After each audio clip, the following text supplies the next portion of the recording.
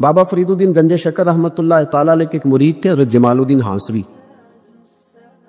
بابا صاحب کو مرید سے بڑا پیار ہو گیا. وہ ہانسا کے رہنے والے بابا صاحب پاک پتن کے، تو وہ بیچارے اکیلے بھائی تھے، والد بھی فوت ہو گیا تو ماں بوڑھی تھی. بابا صاحب نے ان سے کہا کہ تو پاک پتن آ جا.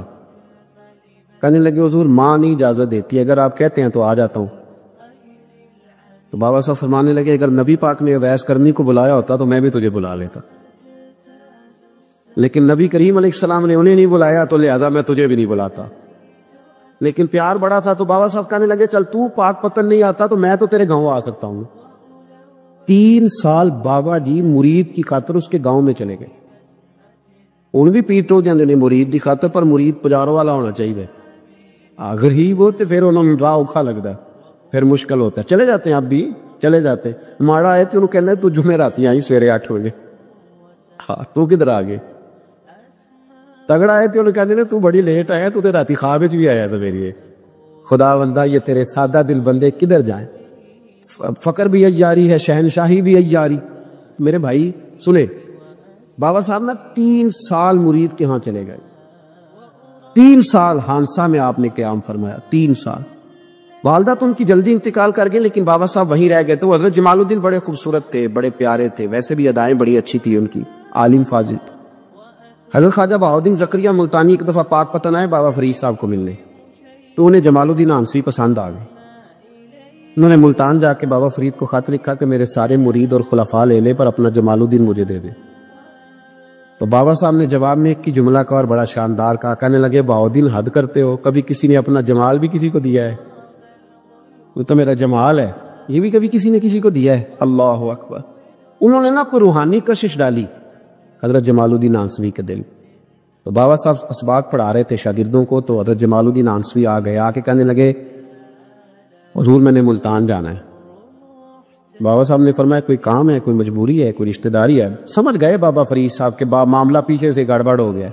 کیا مسئلہ ہے؟ کہنے لگے حضور میں نے حضرت بہاؤالدین زکریا سے ملنا. محبت میں شراکت داری نہیں قبول ہوتی نا، باقی معافیاں مل جاتی ہیں، شراکت داری کی کوئی معافی یہ تو نے کیوں کی؟ شریک تو نے کیسے بنا لی؟ ایک در پھڑیے تے محکم پھڑیے تے ایک دے ہو کے مریے، یہ تو نے کیا کیا؟ فرمانے لگے اچھا بہاؤالدین زکریا سے ملنا ہے؟ کہا ہاں.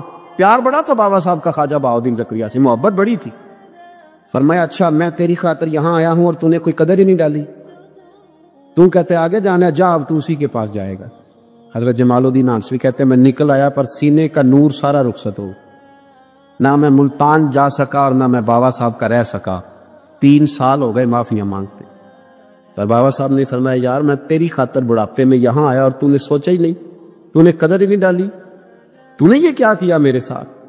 ایک تاجر آیا کرتا تھا بابا فرید صاحب سے ملنے سال کے بعد. وہ آیا تو اس نے لوگوں سے پوچھا کہ وہ کدھر ہے جمال الدین جس سے سلام لے کے بابا صاحب سے لوگ ملتے تھے، جو رستہ تھا بابا صاحب کی طرف جانے کا. کہا وہ تو روڑی کے ڈھیر پہ بیٹھے. وہ ملنے گئے اور جب جا کے ملے نا حضرت جمال الدین سے تو وہ رو پڑے.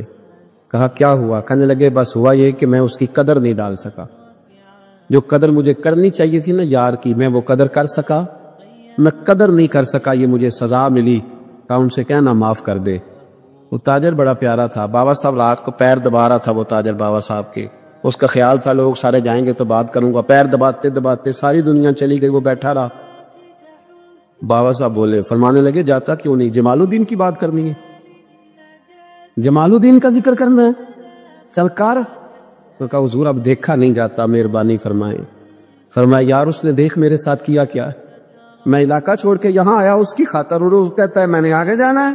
اس نے توجہ ہی نہیں کی، اس نے میری محبت کو سمجھا ہی نہیں.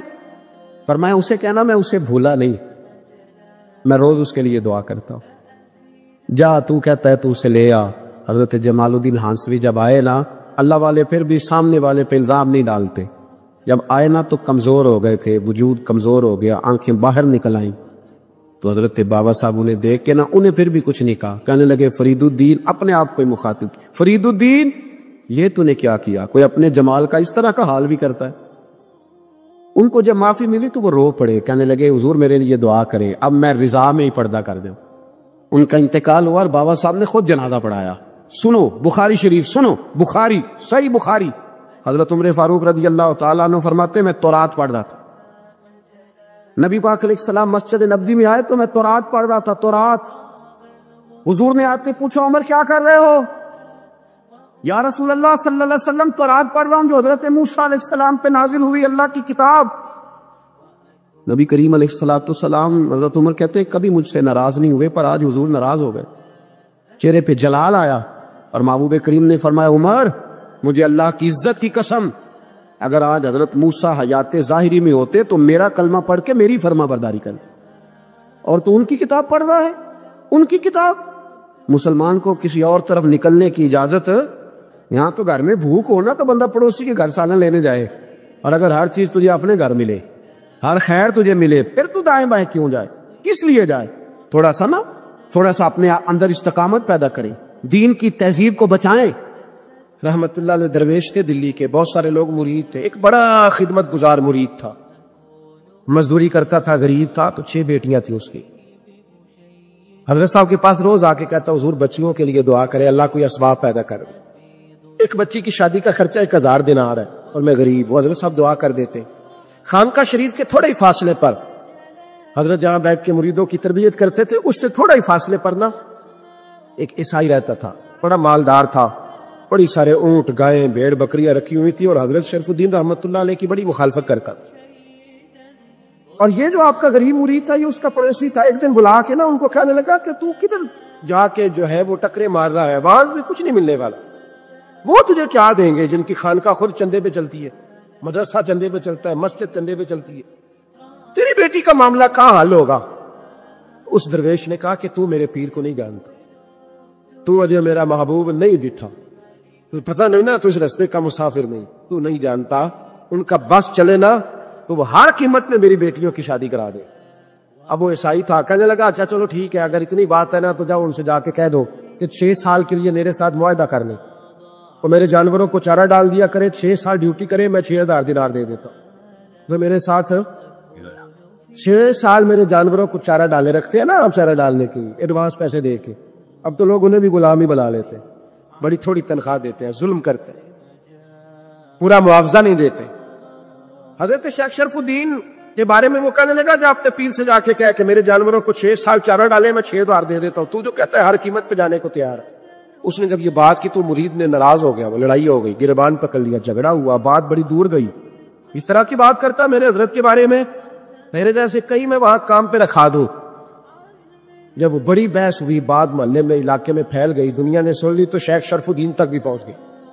اس طرح جھگڑا ہوا ہے، لوگ سو گئے عشاء کی نماز کے بعد۔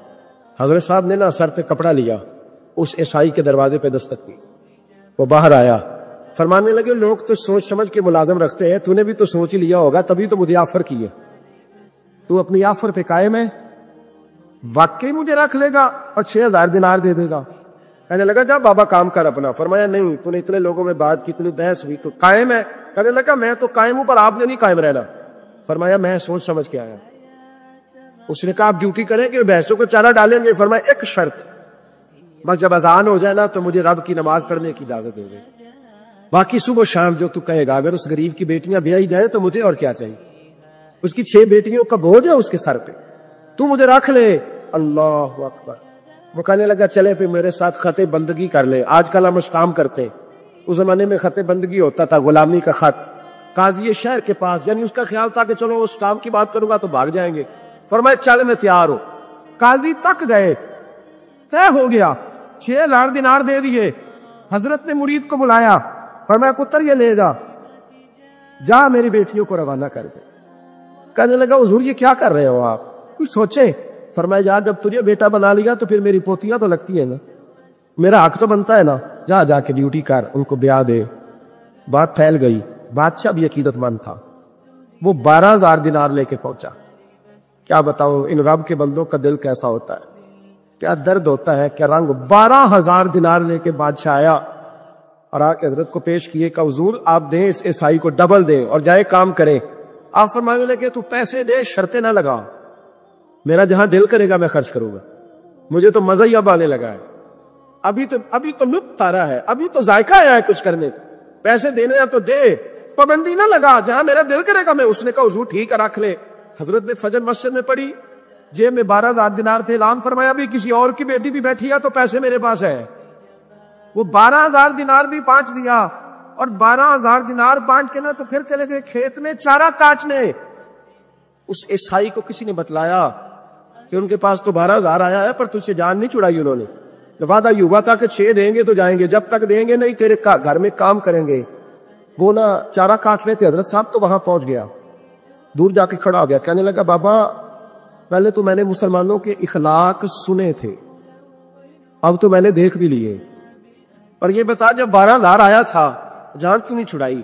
تو حضرت چارہ کاٹتے کاٹتے رو پڑے، فرمانے لگے تو نہیں نہ جانتا یہ بیٹیاں سانجھی ہوتی ہیں، پتہ نہیں نا؟ میرے رسول پاک نے تو خاتم تائی کی بیٹی کے سر پہ کپڑا رکھ کے کہا تھا بیٹیاں برابر ہوتی ہیں، تو یہ نہیں پتا جب اس کی 6 بیٹیوں کی شادی ہوئی ہے میرے اندر روحانیت کتنی بڑی ہے. فرمایا پھر 12,000 آیا ہے تو 2-4 بچیاں پھر گئی ہیں، یہ نہیں پتا میں اندر سے راضی کتنا ہوں، میں تیری نوکری کرتا رہوں گا، پتہ نہیں اللہ کتنی بیٹیوں کو بیاہ دے گا. اتنا رویا وہ عیسائی کے پیروں میں بیٹھ گیا، کہنے لگا بابا میں نے تیری مخالفت کی ہے پر تیرے قریب آ کے پتہ چلا ہے تو بہت اونچے اخلاق کا مالک ہے، اور اگر تیرا یہ مقام ہے تو تجھے اخلاق سکھانے والے محمد عربی کی شان کتنی ہے گی. امام مالک کے پاس ایک بندہ آیا، اس نے کہا حضور میں درزی ہوں، ایک ظالم بادشاہ مجھ سے کپڑے سلواتا ہے، میں تو ظالموں کا مددگار نہیں نا. ایک ظالم بادشاہ مجھ سے، حضور میں تو مددگار نہیں نا ظالموں کا، جو فرمایا ظالموں کا مددگار بھی ظالم ہوتا ہے، تو کپڑے لے کے آتا ہے میں سی کے دے دیتا ہوں، ذمہ داری نہیں. یہ ایک آدمی دکاندار ہے، اس سے کوئی بندہ چیز خریدنے آئے گا تو تھوڑی کہے گا میں نے نہیں دے رہی، تو دے گا. کوئی بندہ اگر کسی شخص سے کوئی کام کہتا ہے جو اس کی فیلڈ ہے، اس کا شعبہ ہے، اس کا معاش کا وہ سلسلہ ہے، کہتے ہیں یا رسول اللہ صلی اللہ علیہ وسلم ظالموں کا مددگار بھی ظالم، حضور نے فرما دیا. تو امام مالک سے بندے نے مسئلہ پوچھا، دل کی تختی پہ لکھنے والی باتیں ہیں، کہا حضور میں درزی ہوں، ظالم کپڑے سلواتے ہیں، میں تو مددگار نہیں نا. امام صاحب کہنے لگے نہیں، مددگار تو وہ ہوگا جو تجھے سوئی دھاگا فراہم کرے گا، تو تو پورے کپڑے سی کے دیتا ہے، تو تو خود بہت بڑا ظالم، تو پورے سوٹ سی کے دیتا ہے، تو تو بہت بڑا ظالم خود ہے. مددگار تو وہ ہوگا جو تجھے دھاگا دے گا، جو تجھے بٹن دے گا، جو تجھے نلکی دے گا. جو ظالم سے اتنی نفرت ظلم کر کے بنتا ہے، یہاں تو ہمارے زمانے میں ہیرو بن جاتے ہیں لوگ. ظالم ہیرو ہے، لوگ اس سے ڈرتے پھرتے ہیں، گھومتے پھرتے ہیں، اور بہت سارے کم مزاج لوگ اس کے پیچھے ہاتھ بن کے پھرتے ہیں. ظالموں کی مدد کرنا، ظالموں کے ساتھ رہنا، یہ ظلم ہے، ظلم، یہ زیادتی ہے. میرے نبی پاک صلی اللہ تعالی علیہ وآلہ وسلم نے ارشاد فرمایا، یاد رکھو رب فرماتا ہے میں مظلوم کی مدد ضرور کروں گا، چاہے جلدی کروں چاہے دیر سے کروں، میں مظلوم کی مدد. اور حضور صلی اللہ علیہ وسلم نے فرمایا ہے، حضرت معاذ بن جبل کہتے ہیں حضور نے مجھے یمن کا گورنر بنایا، جب میں جانے لگا نا تو حضور نے بڑی نصیحتیں کی، بخاری میں موجود ہے. فرماتے جب میں پلٹنے لگا تو میرے رسول نے فرمایا معاذ ایک منٹ ٹھہر جا، ایک بات میری یاد رکھنا، اس کو نہ بھولنا.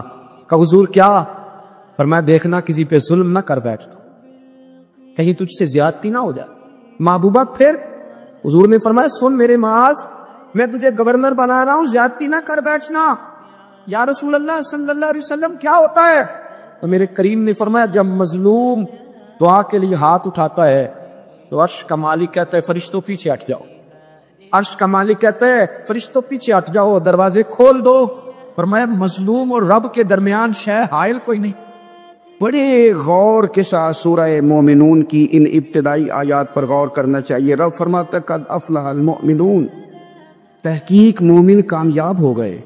کون سے مومن؟ الذین ہم فی صلاتہم خاشعون، وہ جو اپنی نمازوں میں گڑ گڑانے والے، خشوع کے ساتھ، عاجزی کے ساتھ، انکساری کے ساتھ، ذوق کے ساتھ نماز پڑھنے والے ہیں. والذین ہم عن اللغو معرضون، اور وہ جو بیہودہ باتوں سے منہ پھیرنے والے، لغویات سے اپنا رخ پھیرنے والے، سنجیدہ لوگ. پھر ارشاد فرمایا والذین ہم للزکاۃ فاعلون، جو زکوٰۃ دینے کا کام کرنے والے ہیں. پھر فرمایا والذین ہم لفروجہم حافظون، اور وہ لوگ جو اپنی شرمگاہ کی حفاظت کرنے والے، اپنی شرمگاہ کی حفاظت کرنے والے. الا علی ازواجہم، مگر یہ کہ اپنی بیویوں پر، او ما ملکت ایمانہم، یا اپنی شرعی باندیوں پر. اس زمانے میں جو لونڈی خریدی جاتی تھی اس سے بھی وطی کرنا جائز تھا، اگرچہ اب لونڈیاں موجود نہیں ہیں تو یہ فعل بھی موجود نہیں، سوائے اپنی بیویوں پر یا شرعی باندیوں پر. فإنہم غیر ملومین، فرمایا جو یہ کام کرے اس پر کوئی ملامت نہیں ہے، اپنی بیوی کے پاس شرعی طریقے سے جائے یا باندی کے پاس جائے۔ فَمَنِ ابْتَغَىٰ وَرَاءَ ذَٰلِکَ، اور جو آدمی اس کے بعد اس حد سے بڑھے، اس کے سوا کچھ اور کرے جو بندہ، فرمایا فَأُولَٰئِکَ هُمُ الْعَادُونَ، یہ لوگ حد سے بڑھنے والے، جو لونڈیوں اور باندیوں کے علاوہ، اپنی بیویوں کے علاوہ کسی اور جگہ گندگی کریں، یہ حد سے بڑھنے والے، حدوں کو کراس کرنے والے لوگ ہیں۔ پھر ارشاد فرمایا وَالَّذِينَ هُمْ لِأَمَانَاتِهِمْ وَعَهْدِهِمْ رَاعُونَ، اور وہ جو اپنی امانتوں اور اپنے وعدوں کی رعایت کرتے ہیں، امانتیں ادا کرتے ہیں، وعدے پورے کرتے ہیں، اور وہ لوگ جو اپنی نمازوں کی حفاظت کرنے والے ہیں، جن میں یہ خوبیاں آ گئیں۔ میرا رب فرماتا ہے نماز میں خشوع وضو حاصل ہو گیا، فضولیات سے بچ گئے، زکوٰۃ ادا کرنے والے بن گئے، شرمگاہ کی حفاظت کرنے والے بن گئے، امانتیں عہد پورے کرنے والے بن گئے، اپنی نمازوں کے محافظ ہو گئے۔ اللہ اکبر، قربان جائیں۔ مالک فرماتا ہے اولئک ھم الوارثون، یہی لوگ تو وارث ہیں۔ یا اللہ کس چیز کے؟ فرمایا الذین یرثون الفردوس، یہ لوگ جنت کے وارث ہیں، یہ جنت کے وارث ہیں یہ لوگ، ہم فیہا خالدون، اور فردوس سے، جنت سے نکالے نہیں جائیں گے، ہمیشہ ہی جنت میں رہیں گے۔ یہ آیات اللہ کا مطالبہ بھی ہے، یہ آیات صحابہ، اہل بیت، اولیاء اللہ، ان تمام کی سیرت کا عکس بھی ہے، اور سب سے بڑھ کر سیدہ عائشہ صدیقہ فرماتی ہیں یہی تو آیات ہیں جنہیں اچھی طرح سمجھ لو گے تو تمہیں مدینے والے کے اخلاق بھی سمجھ میں آ جائے، حضور کے اخلاق بھی تمہیں سمجھ میں آئے۔ بڑے غور کے ساتھ سورہ مومنون کی ان ابتدائی آیات پر غور کرنا چاہیے۔ رب فرماتا ہے قد افلح المؤمنون، تحقیق مومن کامیاب ہو گئے۔ کون سے مومن؟ الذین ہم فی صلاتہم خاشعون، وہ جو اپنی نمازوں میں گڑ گڑانے والے، خشوع کے ساتھ، عاجزی کے ساتھ، انکساری کے ساتھ، ذوق کے ساتھ نماز پڑھنے والے ہیں۔ دیکھیں قرآن نے یہ نہیں کہا شروع میں کہ وہ لوگ اپنی نماز پابندی سے پڑھتے ہیں، بلکہ فرمایا وہ نمازوں میں عاجزی کرتے ہیں، وہ نماز میں خشوع کرتے ہیں، خضوع کرتے ہیں۔ نماز ہم بھی پڑھتے ہیں، ڈھیر سارے لوگ ہیں جن کا یہ مطالبہ ہے کہ میرا نماز میں دل ہی نہیں لگتا۔ پہلی بات تو یہ ہے کہ دل نہ بھی لگے تو نماز پھر بھی پڑھنی ہے، اور دوسری بات یہ کہ دل لگانے کو بھی تو کچھ انسان کے پاس چیزیں ہونی چاہیے نا، کوئی ضروریات ہوتی ہیں۔ سب سے پہلی بات یہ کہ مسئلہ نماز کا نہیں، مسئلہ اہمیت کا ہے۔ آپ نے اللہ تبارک و تعالیٰ کی ذات کی، رب کریم کے جلالت کی جتنی زیادہ اہمیت اپنے دل میں محسوس کر لی، اتنا ہی نماز کی طرف توجہ آپ کی بڑھ جائے گی۔ آپ سادی سی مثال ہے، غور کر لیں، جتنا آپ اپنے استاد کو پروٹوکول دیتے ہیں، جتنی عزت کرتے، اتنا ہی وقت پہ آپ ان کے پاس پہنچ بھی جاتے۔ اگر آپ کے دل میں اہمیت نہیں ہے تو آپ ٹال دیں گے، اور جس استاد کی اہمیت ہے اس کے فون کی گھنٹی بجتے ہی فون بھی اٹھایا جائے گا، اور بات پوری مکمل بھی نہیں ہوگی تو کہا جائے گا جیسے آپ کہیں گے، اور جو وقت وہ دیں گے ان سے 10 منٹ پہلے پہنچنے کی کوشش بھی کی جائے گی۔ بس سمجھ لیں دل لگنے نہ لگنے کا مسئلہ نہیں، اہمیت کا مسئلہ ہے۔ آپ جتنی اپنے مالک کی بارگاہ کی اہمیت سمجھ لیں گے، اتنا ہی وقت پہ مسجد آئیں گے، اتنا ہی شوق سے نماز پڑھیں گے۔ دوسری بات، نماز کے ترجمے پہ غور کریں۔ آپ یقین کریں اگر نماز کا ترجمہ ہمیں آ جائے نا تو ہمیں تو یوں لگے کہ ہم تو اپنے مالک کی بارگاہ میں عرض و معروض کرنے حاضر ہوئے ہیں۔ یہ سورہ فاتحہ ہی دیکھ لیں آپ، حضور فرماتے ہیں، رب فرماتا ہے سورۃ فاتحہ آدھی میری ہے آدھی میرے بندے کی ہے۔ جب اس نے کہا الحمدللہ رب العالمین الرحمن الرحیم مالک یوم الدین ایاک نعبد و ایاک نستعین، جب یہاں تک وہ لفظ کہتا ہے تو یہ حصہ میرا تھا، اس نے اپنے رب کی تعریف کی، اور جب کہا نا اس نے اہدنا الصراط المستقیم، اب بندے نے التجائیں شروع کر دی۔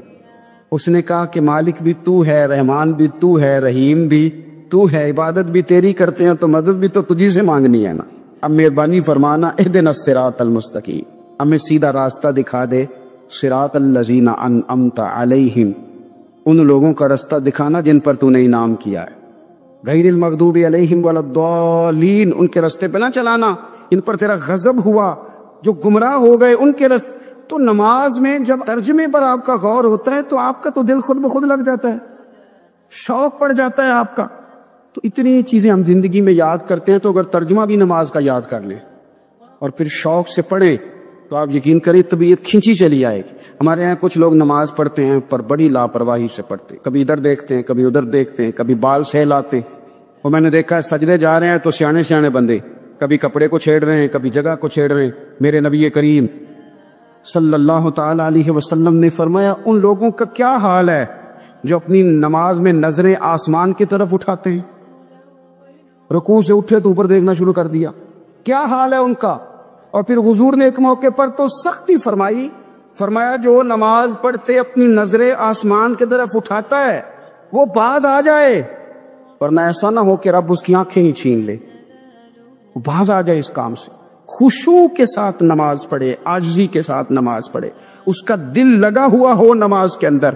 میرے نبی پاک صلی اللہ تعالی علیہ وآلہ وسلم کے غلام حضرت انس بن مالک رضی اللہ تعالی عنہ فرماتے کہ رسول پاک صلی اللہ علیہ وسلم نے مجھ سے فرمایا تھا کہ بیٹے نماز میں ادھر ادھر دیکھنے سے بچو, کیونکہ فرمایا نماز میں ادھر ادھر توجہ کرنا یہ بندے کو ہلاک کر دیتا ہے, ہلاکت ہے اس میں. اگر تم نے ادھر ادھر توجہ کی, نماز تم مالک کی بارگاہ میں کھڑے ہو اور تم دیکھ ادھر ادھر رہے ہو, تو ایک تو نماز عاجزی کے ساتھ. پھر فرمایا والذین ہم عن اللغو معرضون, وہ لوگ جو فضول باتوں سے لغویات سے اپنا منہ پھیر لیتے ہیں, فضولیات سے. ہمارے ہاں نا بہت سارے لوگ ایسے ہیں کہ بلا وجہ ان چیزوں میں دلچسپی لیتے ہیں جو ان کے مطلب کی نہیں ہے, ان کے مطلب کی مطلب آپ کسی سے ملنے کہتے کیا حال ہے, ٹھیک ہے جی. بچوں کا کیا حال ہے, ٹھیک ہے. بچے کتنے ہیں؟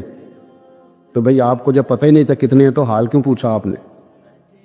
آپ کرتے کیا ہیں, آپ کا بڑا بھائی کیا کرتا ہے, چھوٹا بھائی کیا کرتا ہے, ابا جی کیا کرتے ہیں. بھئی آپ کے مطلب کی بات نہیں, آپ مطلب کی مقصد کی بات کریں, بے مقصد باتوں میں الجھنے کی ضرورت نہیں ہے. دیکھیں اپنا ادارہ میں چلاتا ہوں, اپنا گھر آپ چلاتے, اپنی ڈیوٹی آپ کرتے.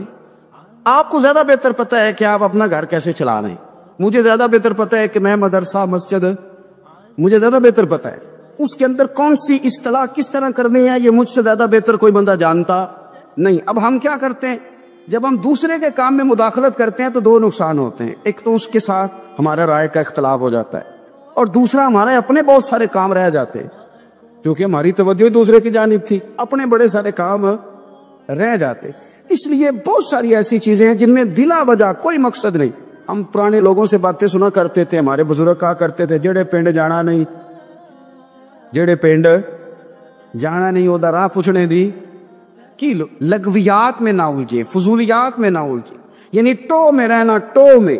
آپ یقین کریں میں نے پرسنلی طور پہ اس چیز کو محسوس کیا ہے کہ ہمارے بہت سارے اہم حقوق صرف اس لیے مس ہوتے کہ ہماری اپنے سے زیادہ توجہ سامنے والے پہ ہوتے. سامنے والے میں نے دیکھا بڑے بڑے عجیب سوال اور بڑے بڑے انوکھے سوال, مطلب یہ کہ اتنی لمبی چوڑی, اور لوگوں کو بڑا پتہ ہوتا ہے یہ فلاں آدمی جو ہے اس کے بچے کتنے ہیں, وہ بیاہ ہے کہاں پہ, کس کس علاقے میں ان کی شادیاں ہوئی. اتنی تفصیلات کی ہمیں ضرورت نہیں ہے, ہم سے تو ہمارے بارے میں پوچھا جائے گا.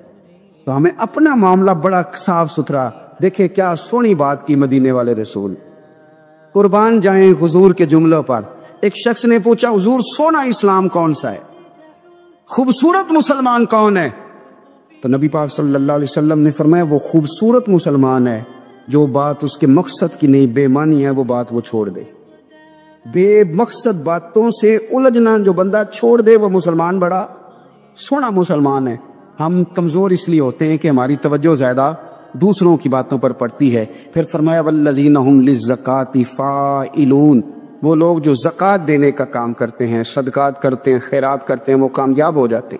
پھر فرمایا والذین هم لفروجہم حافظون, وہ جو اپنی شرمگاہ کی حفاظت کرتے ہیں. نوجوان میری بات پر توجہ کریں, فرمایا وہ لوگ جو اپنی شرمگاہ کی, والذین هم لفروجہم حافظون, وہ لوگ جو اپنی شرمگاہ کی حفاظت کرتے. حضور غوث پاک رضی اللہ تعالیٰ عنہ فرمایا کرتے تھے دو چیزیں انسان اپنی سنبھال لینا, ایک پیٹ اور ایک شرمگاہ. تو فرماتے تھے ولایت اس کے بڑی قریب آ جاتی. ہم نہ ان لذات میں الجھ جاتے. سیانے سیانے بندے روٹی کمر سیدھی کرنے کے لیے کھانی چاہیے, زبان کے ذائقے کے لیے نہیں کھانی چاہیے. یہ زبان کا ذائقہ لگ جائے یہ کہیں کا نہیں چھوڑتا انسان. اپنی شرمگاہ کی جو لوگ حفاظت کر لیتے کوئی بڑے سے بڑا گناہ کرنے سے بھی بندہ کافر نہیں ہوتا، بندہ کفر کرنے سے کافر ہوتا ہے۔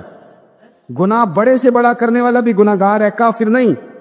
ان بعض گناہ ایسے ہیں جو جس وقت بندہ کر رہا ہوتا ہے اس وقت وہ مومن نہیں ہوتا۔ میرے نبی کریم صلی اللہ تعالی علیہ وسلم نے فرمایا جب کوئی شرابی شراب پیتا ہے اس وقت مومن نہیں ہوتا، جب کوئی چور چوری کرتا ہے تو اس وقت مومن نہیں ہوتا، اور جب کوئی زانی زنا کرتا ہے تو تب وہ مومن نہیں ہوتا۔ اتنی دیر کے لیے اس کے دل سے ایمان نکال لیا جاتا ہے۔ یہ جو ہمارے لڑکے بن سمر کے نکلتے ہیں، یہ جو میک اپ کا خرچہ لڑکیوں کے برابر لڑکوں کا ہوتا جا رہا ہے، یہ جو لڑکے بھی رات کو چہرے پر کریم لگا کر کے سوتے، یہ بتا سکتے ہیں کہ مقاصد کیا ہے؟ بتا سکتے ہیں؟ یعنی بچے بھی بغیر شیمپو کے بال نہیں دھوتے، مثلا کیا کرنا ہے آپ نے اس کا؟ بڑی بڑی قیمتی چیزیں جو ہیں وہ آپ نے رکھی ہوئی ہیں، مقصد کیا ہے؟ یہ جو ہمارے بچے بن سنور کے نکل رہے ہیں تو کیا دعوت دے رہے ہیں سوسائٹی کو؟ شارٹ نکرے پہن کے جو نکلے ہوئے، اریاں لباس پہن کے نکلے ہوئے۔ اقبال نے کہا تھا دیار مشرق ہوس میں غلطاں، شباب اریاں شراب اسیاں، جسے بھی دیکھو غری کے اسیاں۔ ہم ایسی تہذیب کیا کریں گے؟ شباب اریاں، تم نے اپنی جوانی ننگی کر ڈالی ہے ساری، معاذ اللہ۔ کن مقاصد کے لیے؟ میں وہ اعداد و شمار بتا نہیں سکتا۔ ہمارے ہاں گند سستا ہو گیا ہے، لوگوں نے گناہ تک پہنچنا آسان بنا دیا ہے۔ آپ دیکھ لیں گندگی دروازے پہ اور گند موبائل میں، کیسے بچائیں ان بچوں کو؟ کیا کریں؟ کلیجے پھٹتے۔ ابھی باتیں سوچتے ہیں تو سوچتے ہیں آنے والی نسل کو کہاں لے جائیں، کہاں چھپائیں، کیا ایسا کرے کہ یہ بچ جائیں، خدا را قربان جائیں حضرت عثمان غنی پر۔ مصنف ابن ابی شیبہ میں صحابہ فرماتے ہیں حضرت عثمان غنی نا بڑے مالدار تھے، مال آتا ہے تو لوگ عیاش نہیں ہو جاتے، مال آتا ہے تو لوگوں کی خواہشات بہت بڑھ نہیں جاتی، بڑے مالدار تھے، مالدار بھی تھے اور سونے بھی بڑے تھے۔ حضرت اسامہ بن زیاد کہتے ہیں میں نے زندگی میں اتنا سونا بندہ نہیں دیکھا جتنے حضرت عثمان غنی خوبصورت تھے، پیسہ بھی حسن بھی، لیکن فرماتے ہیں کہ حضرت عثمان غنی سب سے بڑھ کر اپنی شرمگاہ کی حفاظت کرنے والے اور سب سے بڑھ کر صلہ رحمی کرنے والے، رشتہ داروں سے اچھا سلوک کرنے والے، حیا والے، شرم والے، پاکیزگی والے۔ آپ کا ذہن ہے، آپ صبح اٹھتے ہی ذہن بنا لیں کہ میں نے آج اتنا سبق پڑھنا ہے، آج اتنی تفسیر دیکھنی ہے، اتنی عبادت کرنی ہے، فلانی نعت میں نے دیکھنی ہے، فلاں خیر کا کام کرنا ہے، فلاں آدمی کے ساتھ نیکی کرنی ہے۔ صبح ذہن بنا لیں، آپ کا ذہن وہی کام کرنے لگے گا۔ لیکن اگر صبح اٹھتے ہی ذہن میں گندگی ہے، رات کو سوتے ہی معاذ اللہ ذہن میں وسوسے ہیں، تو سارا دن وہی چکی چلے گی، وہی انداز رہے گا۔ تھوڑا سا آپ کو اس کی نگرانی کرنی ہے، تھوڑا سا۔ ایک بڑی خوبصورت بات، امام اعظم ابو حنیفہ کے ایک شاگرد گزرے امام محمد رحمۃ اللہ علیہ، خوبصورت بڑے تھے، کچھ خوبصورت تھے، کچھ سونا، کچھ منہ دا مٹھا، کچھ پیارے بڑے تھے، کچھ ان کا انداز یہ تھا کہ نفاست پسند بڑے تھے، بڑے نفیس تھے، نکلتے تھے تو تنہا نہیں نکلتے تھے۔ ایک دفعہ بغداد میں تشریف لائے تو بغداد سے انہوں نے ایک بستی اور میں جانا تھا، تو وہاں یہودیوں اور عیسائیوں کا بڑا غلبہ تھا، تو امام محمد رحمۃ اللہ علیہ فرمانے لگے یہودیوں اور عیسائیوں کے بیچ سے گزرنا ہے تو کوئی یہی نہ سمجھے کہ ان کے تو پلے پوچھ لیں، کہنے لگے سونے گھوڑے لاؤ عربی نسل کے۔ 30 شاگرد ساتھ تھے، ان کو بھی ساتھ تیار کیا، عربی نسل کے 30 گھوڑے اور 30 شاگرد، ان کو کہا بھی دستاریں درانا اونچی باندھنا، تو دستاریں بھی باندھی انہوں نے کلے والی بڑی خوبصورت، شاگردوں کو بھی جبے پہنائے، خود بھی جبہ پہنا، سفید رنگ کی اعلیٰ نسل کی گھوڑی، آگے آگے پیچھے 30-32 شاگرد۔ اور جب آپ گزرے نا بغداد کے آگے اس علاقے سے، یہاں یہودی عیسائیوں کی بھی کثرت تھی، عورتوں کی عادت ہوتی تھی پرانے زمانے میں مہمان دیکھنے کے لیے چھتوں پہ چڑھ جاتی، کچھ اپنے دروازے پہ کھڑی ہو جاتی، کچھ دیکھتی کھڑکیوں میں سے کہ گزر رہا ہے کوئی مہمان، تو یہودیوں کی عیسائیوں کی بہت ساری عورتیں چھتوں پہ چڑھ گئیں، تو مسلمان نعرے لگانے لگے امام محمد آ گئے، امام محمد آ گئے۔ کچھ پہلے ہی بڑے حسین تھے، پہلے ہی بڑے خوبصورت تھے، کچھ حضور کی سنت کا نور چڑھا ہوا تھا، کچھ دائیں بائیں شاگرد تھے، پھولوں کی پتیاں گر رہی تھی، تو جب محمد محمد کے نعرے لگنے لگے نا تو ان عورتوں نے امام محمد کا جلوہ دیکھا، تو دیکھا دیکھی کام کیا شروع ہوا، ایک نے دیکھا تو اتنی محو ہوئی کہ اس نے کلمہ پڑھنا شروع کر دیے۔ اس سے کلمہ سن کے تو دوسری نے بھی پڑھا، تیسری نے بھی پڑھا، چوتھی نے بھی پڑھا، بیبیاں بلند آواز سے مسلمان ہونے لگی۔ ان کو دیکھا دیکھی مرد بھی پڑھنے لگے، ڈھیر سارے یہودی عیسائی مسلمان ہو گئے۔ ایک مسلمان ان سے کہنے لگا تمہیں غلطی لگ گئی ہے، یہ ہمارے نبی محمد نہیں۔ تو میاں صاحب کا نام محمد تھا نا، تو کشمیر کے لوگ کہنے لگے شاید وہاں کے ہندو سکھ وہاں کے جو تھے کشمیر کے، وہ کہنے لگے شاید وہی محمد ہے۔ تو فرمانے لگے میں تے بندہ ٹھگ جے لوکو، میں تے بندہ چور جس دا خلقت کلمہ پڑھ دی او محمد بور، میں تے بندہ ٹھگ جے لوکو، میں تے بندہ چور جس دا خلقت کلمہ پڑھ دی او محمد ہور۔ تو امام محمد رحمۃ اللہ علیہ کو نعرہ لگ رہا تھا، تو ایک بندہ کہنے لگا یہ وہ والے محمد نہیں، یہ ہمارے نبی پاک صلی اللہ علیہ وسلم محمد صلی اللہ علیہ وسلم نہیں، یہ وہ نہیں، یہ تو ہمارے ایک امام ہے امام محمد، وہ والے نہیں۔ اب وہ کچھ لوگ چپ تھے، کچھ سوچ رہے تھے، کچھ بات کر رہے تھے، تو ایک بوڑھی اماں اپنے انداز میں بیچ میں سے بولی، کہنے لگی چل بیٹا چھوڑ، ہمیں پڑھنے دے کلمہ۔ اگر مسلمانوں کے چھوٹے سے محمد کا یہ حال ہے تو بڑے محمد کا کیا حال؟ وہ پڑھنے دے ہمیں کلمہ، یہ حال ہے ان کے غلاموں کا تو سرکار کا عالم کیا ہو۔ تو امام محمد کی چل نکلی، بتانا یہ چاہ رہا تھا کہ امام محمد رحمۃ اللہ علیہ سے ایک بندے نے ایک دفعہ مسئلہ پوچھا۔ اس نے کہا حضرت صاحب میں گیا تھا منڈی، وہاں سے لایا ہوں ایک ٹوکری آم کی اور ایک ٹوکری سیب کی، ہمارے یہاں کا کریٹ کہتے ہیں اس کو، تو میں وہ لے کے آیا ہوں۔ اب میں نے جب گھر لا کے اس کو کھولا ہے نا تو آدھے صحیح نکلے ہیں، ہوتا ہے نا جی اللہ خیر کرے، جو دیانتدار تاجر ہے اللہ آج کل مہربانی فرمائے، وہ ہمارا ریڑھی والا بھی بڑا ایماندار ہے، ہم کیا کریں صدر کی بات، وہ بھی سامنے جو تگڑے ہوتے ہیں اس نے آگے لگائے ہوتے ہیں، اور جو تھوڑے سے کمے ہوتے ہیں وہ اندر والی سائڈ پہ دیوار کے اندر رکھے ہوتے ہیں۔ کیا کیا جائے، ہم کیا سیاستدانوں کی کرپشن کی بات کریں گے، یہاں تو معاملہ بڑا گڑبڑ ہے نیچے سے لے کر۔ تو کہا حضور میں نے وہ جو کھولی ہے نا پیٹی، وہ ٹوکری جب میں نے کھولی ہے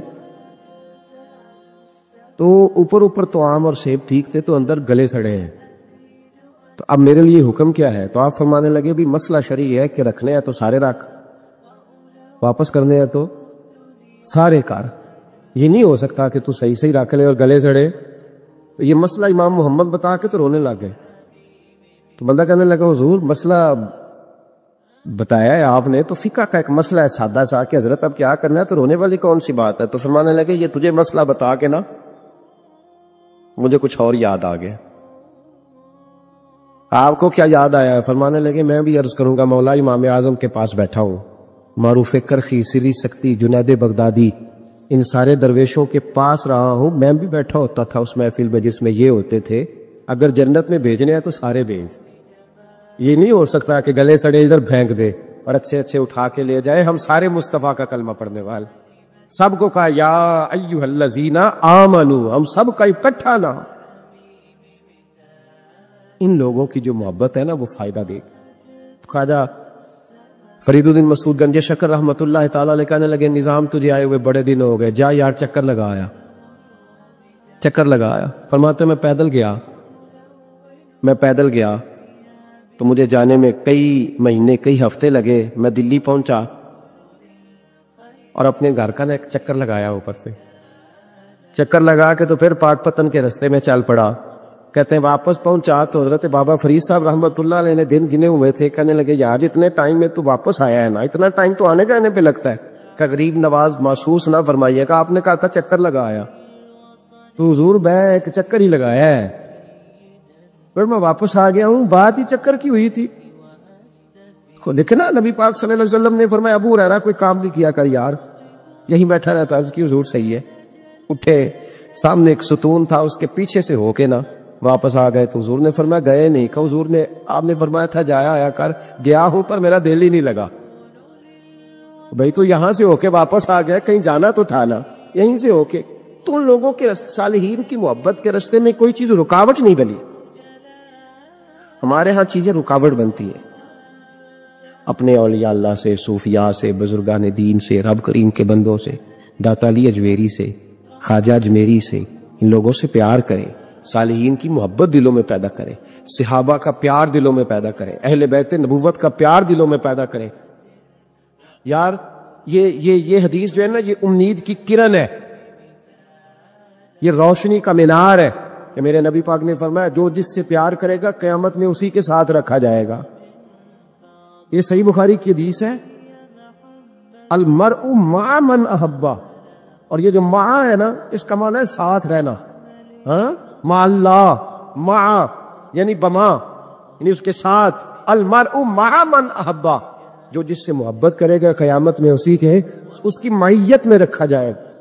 لیکن ہمارے ہاں نا کرامتے، میرے جیسا شخص جب بھی کرامت سناتا کہتا میرے حضرت صاحب کا مجھ سے بڑا پیار، بھائی وہ تو پیار کریں گے ہی، وہ تو برکھا ہے، وہ تو رحمت کا سایہ ہے، وہ تو سائبان ہے، تو بازو کھلے ہوئے، تو بتا تیرے اپنے دل کا حال کیا ہے۔ حضرت حرم بن حیان رحمت اللہ تعالیٰ علیہ فرماتے میں حضرت اویس کرنی کو ڈھونڈنے چل پڑا، ڈھونڈنے بھی اسے نکلا جسے کسی نے نہیں ڈھونڈا اور جو کبھی کسی کو نہیں ملے، حضرت اویس کرنی۔ یہ فکرہ کسی درویش نے نا حضرت اویس کرنی کے لیے کہا، یہ فکرہ پورا فٹ انہیں پہ آتا ہے، اسی کسی دے کچھ نہیں جلگتے، تے نہ کوئی ساڈا دردی، کوئی جرانہ نہیں، کوئی دوستانہ نہیں۔ حضرت اویس کرنی کا مزار بھی کنفرم نہیں کہ کدھر ہے، بس اسی کسی دے کچھ نہیں لگتے، کیا ضرورت ہے، بس ٹھیک ہے۔ اپنا جو ہے انداز سارے زمانے سے علیحدہ کر کے رکھا انہوں نے، علیحدہ، الگ تھلگ۔ تو حضرت خواجہ اویس کرنی کو ڈھونڈتے ڈھونڈتے کہتے ہیں میں گیا، کرن گیا، دھرم بھی نہیں، یہ داتا صاحب نے اس کو لکھا ہے، فرماتے میں گیا تو مجھے لوگوں نے کہا وہ تو آج کرنے چلے گئے۔ کہتے جب میں مکے گیا تو میں نے لوگوں سے پوچھا اویس کرنی آئے تھے، کہنے لگے ہم تو نہیں جانتے۔ یہ تو میرے جیسے لوگ ہوتے ہیں نا، جن کی تصویریں زیادہ نکلتی ہیں تو جن کی ویڈیو زیادہ ہوتی ہے تو لوگ زیادہ جاننے لگتے ہیں، ورنہ رب کریم کے بندے تو چھپے ہوئے، چکر میں پڑے ہی نہیں۔ کون اویس کرنی؟ تو انہوں نے کہا کہ حضرت اویس کرنی، چہرے پر برس کے داغ ہیں، کمزور سا وجود ہے، داڑھی زیادہ گھنی نہیں۔ جب حالات بتائے تو کہنے لگے اس طرح کا ایک شخص آیا تھا، اس نے طواف کیا تھا، پہلے بھی دنیا کرتی ہے پر جب اس نے کیا ہے نا تو اس کے طواف نے وہ خود بھی رویا ہے اور بھی بڑے روئے ہیں۔ وہ جب حجر اسود پہ آیا ہے تو رنگ بدلتا دیکھا ہے۔ کہا وہ کدھر گئے؟ کہنے لگے پورا نہیں پتا، اتنا ضرور خبر ہے کہ ان کے انداز بتاتے تھے کہ اب مدینے جائیں گے۔ جناب حرم بن حیان کہتے ہیں پھر میں مدینے گیا، میں نے خواجہ اویس کو ڈھونڈا، میں نے کہا یار میں نے حضرت خواجہ اویس کرنی کو ملنا ہے، کسی نے بتایا ہے کہ وہ مدینہ شریف آئے۔ تو لوگ کہنے لگے ہم نہیں جانتے وہ کون ہے۔ لیکن نا دنیا جان گئی، دنیا میں بڑا کچھ ہو گیا، بائی نیم لوگ جاننے لگے، ہوٹلوں پہ پہچاننے لگے، سڑکوں پہ پہچاننے لگے۔ لیکن بات تو یہ ہے کہ جن کو پہچاننا چاہیے اگر وہ پہچان لیں پھر تو بڑی بات ہے، پھر تو بڑی بات ہے۔ لیکن اگر وہاں ہی پہچان نہ ہو سکے تو پھر تو معاملہ بڑا الگ سا ہے نا۔ عزیز بھائی، حضرت خواجہ اویس کرنی کے بارے میں پوچھا تو مدینہ شریف کے زائرین اور وہاں کے مقامی لوگ بھی کہنے لگے کوئی نہیں پتا، ہم نہیں جانتے، ملے ہی نہیں۔ تو کہا باریک سا وجود ہے، پرانا سا لباس ہے، برس کے داغ ہے، چہرے پہ داڑھی زیادہ گھنی نہیں، کسی کو پاس نہیں بٹھاتے۔ اور پھر ایک جملہ اور کہا، سنا ہے روتے ہیں تو بڑے درد سے روتے ہیں، سنا ہے بھیگی رہتی ہیں پلکیں، سنا ہے ان کی پلکیں بھیگی رہتی ہیں۔ میں 2-4 دن پہلے کسی سے سن رہا تھا شعر، اس نے کہا تھا ایک باری میری آنکھیاں تو انہوں نے اتھرو پونجے سن، ہن چسکا پہ گیا رونے دا، ہر ویلے یا ہو زاری ہے۔ کہتے ہیں کہ وہ اس طرح کی اس کی کیفیت ہے۔ کہتے ہیں میں نے کہا یار وہی تو اویس کرنی تھے، کدھر گئے؟ کہنے لگے کوئی خبر نہیں۔ جب وہ آئے ہیں تو ان کے آنے کا انداز ہی نرالا تھا، سسکیاں اور آہیں نکل گئیں اس شخص کی جب وہ مدینے آیا۔ حضرت حرم بن حیان کہتے ہیں میں ڈھونڈتا رہا، تلاش کرتا رہا، پھر میں ان کو ڈھونڈتے ڈھونڈتے عراق میں آیا تو نہر فرات کے کنارے ایک کمزور سے آدمی کو ریت کے ٹیلے پر بیٹھ کے وضو کرتے دیکھا۔ کہتے ہیں جب ان کا وضو مکمل ہوا تو میں نے کہا السلام علیکم، تو کہتے انہوں نے چہرہ نہیں پھیرا، وہیں بیٹھے بیٹھے کہنے لگے وعلیکم السلام یا حرم بن حیان۔ یا حرم بن حیان وعلیکم السلام. کہتے میں نے کہا کہ من انت، آپ کون ہے؟ تو کہنے لگے وہی ہوں جسے تم مکے اور مدینے ڈھونڈتا رہا. تو کہتے میں نے کہا حضور آپ میرا نام کیسے جانتے ہیں؟ بڑا خوبصورت جملہ ہے، اللہ کرے آپ کو جی یاد رہے. سبق کبھی نہ بھولنا، یہ سبق کبھی نہ بھول. بابا صاحب کے مزار پہ گئے تو خالی آ گئے، داتا صاحب گئے تو خالی، ایسے چلے گئے. ہم فارغ لوگ تھے، کوئی کام نہیں تھا کہ بابا فرید کی گلیوں میں گھومتے رہے. ہم فارغ تھے کہ 2 بجے حضرت سلطان باہو رحمت اللہ علیہ کی جالیوں کے سامنے کھڑے رہے. ہم کو پتھر چاٹنے والے لوگ تھے کہ آدھی آدھی رات بیت گئی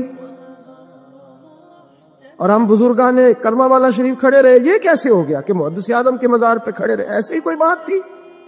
حضرت ویسے کرنی بول کر فرمانے لگے، کہنے لگے کیا کہا تو نے کہ میں تجھے کیسے جانتا ہوں؟ فرمانے لگے تو مجھ سے پیار کرتا ہے. عرفت روحی من روحی کا، میری روح تیری روح کی جاننے والی ہے. یہ روحوں کا رشتہ ہے، یہ خطا نہیں جایا کرتا. عرفت روحی من روحی کا، میری روح تیری روح کو جانتی ہے. یہ کیسے ہو گیا؟ کوئی ایسے لوگ تھے تو اتنی جگہ مجھے تلاش کر آیا اور میں تجھے جانوں نہ؟ یہ کیسے ہو سکتا ہے؟ یہ کیسے ممکن ہے؟ تو ڈھونڈتا رہا گلی گلی اور میں کہوں کہ میں تجھے جانتا نہیں. فرمایا حرم بن حیان میں، ہاں میں دعا کرتا ہوں اللہ کی بارگاہ میں کہ رب کریم مجھے اور تجھے جنت میں اکٹھا کر دے. کہتے ہیں جب انہوں نے یہ دعا کی تو وہ چل پڑے. میں نے کہا حضور کہاں جا رہے ہو؟ فرمانے لگے میرا پیچھا نہ کرنا، میں کسی اور منزل کا مسافر ہوں، اور جس رستے میں چل رہا ہوں نا ان منزلوں پہ ساتھ نہیں کسی کو لیا جاتا. یہ میری اپنی ذاتی منزل ہے، اس میں پاؤں پہ چھالے ذرا سخت ہوتے ہیں. ہر آدمی کا کام نہیں یہاں چلنا، تو مجھے تنہا رہنے دے اور مجھے اپنی مرضی سے چلنے دے. کہتے میں نے منت کی تو کہنے لگے بس تو نے جد و جہد بڑی کی تھی تو تیرے ساتھ ملاقات کر لی،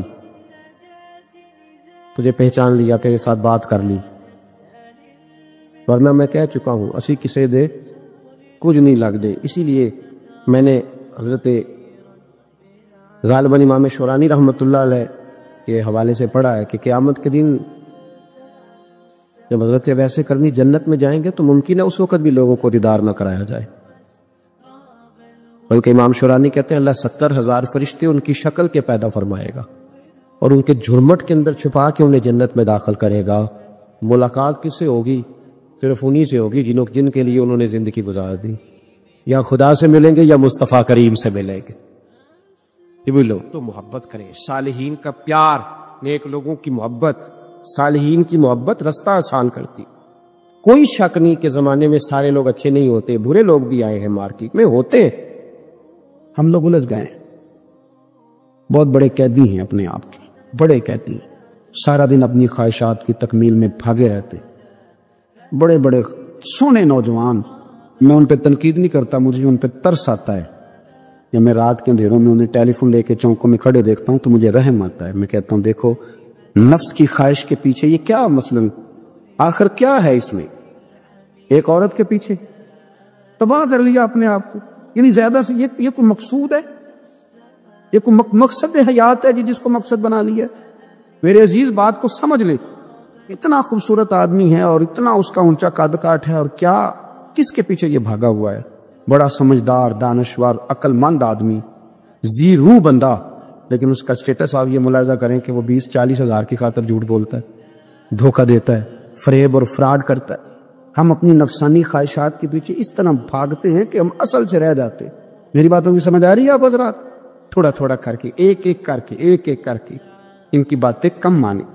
ضروری تو نہیں نا کہ سویرے ناشتہ بازار سے اپنی مرضی کا تگڑا کیا، بازار سے لاٹ پوڑیاں چنے بہترین کھائے، اور پوڑیاں چنے ابھی کھائے نہیں، شاپر میں ڈالے ہوئے ہیں، اور وہ لے کے ابھی آ رہا ہے تو ساتھ ہی رستے سے گوشت بھی چھوٹا اچھا لگا تو 2 کلو وہ بھی لے آئے کہ پوڑیاں چنے کھاؤں گا اور دوپہر کے لیے گوشت پکاؤں گا. وہ پہلے یہ تو کھا لے صاحب، اس سے تو نجات پا لے. یہ پتہ نہیں ہضم ہوتا ہے کہ کچھ اور کرتا ہے تیرے ساتھ، لیکن وہ گوشت بھی ساتھ لے آیا. یعنی ٹیبل پہ ناشتے کے ٹیبل پہ بیٹھ کے فیصلہ ہو رہا ہوتا ہے کہ ہم نے کیا کھانا ہے، ہم نے کدھر جانا ہے. سنگیو یاد رکھو، باتوں کو سمجھو اور غور کرو. یہ تھوڑا تھوڑا کر کے جب ہم چھٹکارا حاصل کرنے کی کوشش کریں گے نا، چھٹکارا حاصل کرنے کی کئی جگہ سے، اس جگہ سے اگر آپ کو تنبیہ ہوتی ہے نا، تنبیہ، اس میں بھی بڑا مزہ آتا ہے. اس میں بڑا، ہمارے ایک بزرگ تھے تو ایک دن میں گیا تو کہنے لگے الحمدللہ آج میں بڑے سکون میں ہوں. میں نے کہا جی وہ کیا ہوا؟ کہنے لگے میں اپنے آپ کو بڑا پیر صاحب سمجھنے لگ گیا تھا. تو ایک بابڈا کے کسی آدمی سے کام تھا، تو میرے ایک دوست نے مجھے کہا کہ پیر صاحب اس کو ٹیلی فون کر دے، سنا ہے آپ کا عقیدت مند ہے. میں نے اس بندے کو ٹیلی فون کیا تو کہتا پیر صاحب میں عزت آپ کی بڑی کرتا ہوں پر یہ کام نہیں ہو سکتا. کہتے ہیں جب اس نے مجھے کہا نا تو کچھ بھی نہیں، تو مجھے بڑا مزہ آیا، ورنہ میرا تو نفس پھول گیا تھا. میں تو سمجھتا تھا کہ جو میں کہتا ہوں ویسے ہی ہو جاتا ہے. کہتے اس نے تھوڑا سا نا مجھے لیول میں کیا ہے، مجھے مزہ آیا. یہ لوگ نا اپنے اوپر بوجھ ڈالتے تھے، یہ تھوڑا تھوڑا پیچھے ہٹتے تھے، یہ سمجھتے تھے کہ اس طرح تو ہماری تکمیل رہ جائے گی. صبح سے شام تک اگر اسی نفس کی باتیں مانتے رہیں گے تو خرابی کرے گا. دولت کا نشہ ہے بھائی، دولت کٹھی کرنے والا کسی جگہ سیر نہیں ہوتا. حسن کا نشہ ہے، حسن کا نشہ ہے. حضرت ابوبکر شبلی رحمۃ اللہ علیہ فرمایا کرتے تھے جو تیری بیٹی کو خوبصورت سمجھ کے اس کے ساتھ نکاح کرنے تھے اسے بیٹی نہ دینا. حضرت جی کیوں؟ فرمایا حسن تو تھوڑے دن کے بعد ختم ہو جائے گا، پھر وہ اس کی قدر نہیں کرے گا، وہ تو کہیں اور منہ مارتا پھرے گا. حضرت ابوبکر شبلی رحمۃ اللہ تعالیٰ علیہ کی بیٹی خوبصورت تھی. ایک نوجوان کہنے لگا میرا نکاح کر دیں. آپ فرمانے لگے پتر تو 1 مہینے کے بعد آنا کر دوں گا. بڑی موٹی تازی خوبصورت صاحبزادی. تو حضرت نے اسے دوائی کھلائی، اسے پخانے لگ گئے. جو پخانہ کرتی ایک مٹکے میں سنبھال دیتے. تھوڑا وقت گزرا تو وہ ہڈیوں کا پنجر بن گئی. مہینے بھر میں دست اتنے آئے کہ کمزور ہو گئی. تو ابوبکر شبلی 1 مہینے کے بعد نوجوان کو بلایا، فرمایا ادھر آ تیرا نکاح کروں. بچی دکھائی تو وہ کمزور بستر پہ پڑی. فرمایا شادی کرنے لگا اس سے نہیں میں نے کرنی. فرمایا یہ وہی ہے؟ کہنے لگا جی نہیں. فرمایا تو کہتا تھا مجھے عشق ہے، کدھر گیا تیرا عشق؟ کہنے لگا حضرت صاحب آپ کیسی بات کر رہے ہیں؟ فرمایا ادھر آ. پھر وہ مٹکا جس میں گند رکھا تھا وہاں لے گئے. فرمانے لگے تیرا اس کے ساتھ عشق تھا، یہ ہے تیرا عشق. فرمایا اسے تو میں 4 دن روٹی کھلاؤں گا پھر تندرست ہو جائے گی، لیکن میں دیکھنا چاہتا تھا کہ تو میری بیٹی سے پیار کرتا ہے یا اس کے چہرے پہ آنے والی کچھ وقت کے لیے سرخی سے پیار کرتا ہے، اس لالی سے پیار کرتا ہے جو جوانی کے وقت بچوں اور بچیوں پہ آتی ہے. کس چیز کے دل دادا؟ یعنی کیا مطلب؟ نفس کی غلامی، سراسر غلامی. اور پلٹ پلٹ کے اور بڑے بڑے سیانے بندے چھوٹی سی خواہش کے لیے. بڑا سمجھدار بڑا سیانا بندہ. اللہ کرے آج بھی پیرانے عظام غریبوں سے پیار کرنے لگ جائیں. اللہ کرے مشائخ علماء تھوڑا سا انہیں بھی ٹائم دینے لگ جائیں. کہتے ہیں میں حضور سے ملنے آیا، آگے بڑھا، اور چونکہ میرے کپڑے بھی ذرا میلے تھے اور چونکہ میں مزدوری کر کے آیا تھا تو پسینہ بھی تھا، تو میری خواہش تھی کہ ذرا سارے مل لے، میں ذرا بعد میں آگے ہوتا ہوں. کہتے ہیں میں اینڈ پہ گیا. صاحب دیوست الغابہ نے لکھا ہے، کہتے ہیں آگے بڑھ کے میں نے حضور سے سلام لی. باقیوں کو تو سلام ہوا تھا، میرے نصیب دیکھو جب حضور کے ہاتھوں میں میرا ہاتھ گیا تو مصطفیٰ نے ہاتھ ہی تھام لیا. اور یار سنو تو صحیح، جس کا ہاتھ نبی پاک تھام لے، جس کا ہاتھ نبی پاک تھام لے. اعلیٰ حضرت فاضل بریلوی کے چھوٹے صاحبزادے مفتی اعظم ہند مولانا مصطفیٰ رضا بیمار تھے. ان کے پیر خانے کے ایک سیدزادے تیمارداری کرنے آئے تو گھر والوں نے کہا شاہ جی حضرت کھانا نہیں کھا رہے 2-3 دن سے، آپ سید ہیں، آپ کہیں گے تو کھا لیں گے. کہا شوربے میں روٹی بھگو کے لاؤ. کہتے ہیں روٹی بھگو کے لائی. 91 سال کے مفتی اعظم جب روٹی دینے کے لیے شاہ جی آگے بڑھے، کہا حضور اٹھیے نا کھانا کھائیے. تو کہتے ہیں میں نے ان کی کمر پہ ہاتھ رکھا اٹھانے کے لیے. 91 سال کے بابا جی، بڑھاپا، کمزوری، ذوق، سارا کچھ، لیکن جب میں نے پیچھے ہاتھ رکھا نا اٹھانے کے لیے کھائیے، کہتے ہیں میرا ہاتھ تھام کے کہنے لگے شاہ جی ایک وعدہ کرو پہلے. میں نے کہا کون سا؟ کہنے لگے یہاں سہارا دیا ہے تو وہاں بھی دو گے کہ نہیں دو گے؟ یہ وعدہ کرو، یہاں سہارا دیا ہے تو وہاں بھی دو گے؟ کہتے ہیں میں رو پڑا. میں نے کہا دوں گا. تو کہنے لگے چلو پھر کھا لیتے ہیں کھانا. او بھائی جس کا ہاتھ نبی پاک تھام لے، جابر ابن عبداللہ کہتے ہیں سلام لے کے رخصت ہو گئے سارے، اور میرا ہاتھ حضور نے تھام لیا. اور یار بندے نے نہیں، عام آدمی نے نہیں، M N A M P A نے نہیں، صوفی پیر درویش مولوی مفتی غوث محدث نے نہیں، اس درد کو سمجھ تو صحیح. کہتے ہیں میرا ہاتھ اس نے تھاما جس کے قدموں کو بوسے دینے کے لیے جبریل امین ترسا کرتے ہیں. حضرت جبریل جس کے پیروں کو بوسا دینے کو ترسے، حضور نے ہاتھ تھام لیا، پکڑ لیا اور کھول کے فرمایا یہ کیا ہے؟ یہ کیا ہے؟ سونے چھالے پڑ گئے. حضور محنت کرتا ہوں، حضور قبیل دار ہوں، چھوٹے بچے مزدوری کرتا ہوں، چھالے پڑ گئے. کچھ امیر صحابہ کھڑے تھے، کہتے ہیں ہم نے رخ بدل لیا، محبوب کی طرف دیکھنے لگے، ہم نے عجیب نظارہ دیکھا کہ اس کا ہاتھ حضور نے تھاما ہے، اور پھر ہم نے دیکھا کہ محبوب کی گردن جھکی۔ گردن جھکی کس کی؟ جس کے آگے کسی گردنیں جھک گئی۔ محبوب مقدس نے گردن کو جھکایا، اور فرماتے اس وقت تو حالات ہی بدل گئے جب محبوب نے مزدور کے چھالوں والے ہاتھوں کو چومنا شروع کر دیا۔ فرماتے محبوب چوم رہے تھے اور بڑے بڑے امیر کھڑے رو رہے تھے، کاش آج غریب ہوتے۔ آج غریبی کو عزت مل گئی، آج غریبی کو شان مل گئی، غریبی کو مرتبہ ملا، غریبی کو درجے ملے۔ تبھی تو مولا کائنات شیر خدا علی المرتضیٰ رضی اللہ تعالیٰ عنہ نا اپنا کرتا سی رہے تھے، تو ایک شخص نے کہا حضور امیر المومنین نیا کرتا ہی لے لیں۔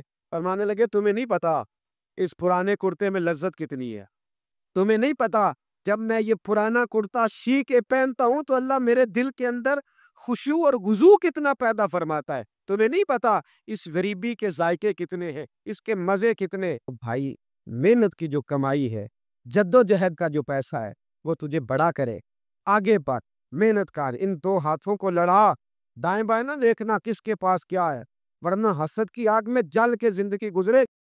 دل میں نبی کی یاد نے تیرا جما لیا، سارے غموں سے آپ کے غم نے بچا لیا، دل میں نبی کی یاد نے تیرا جما لیا۔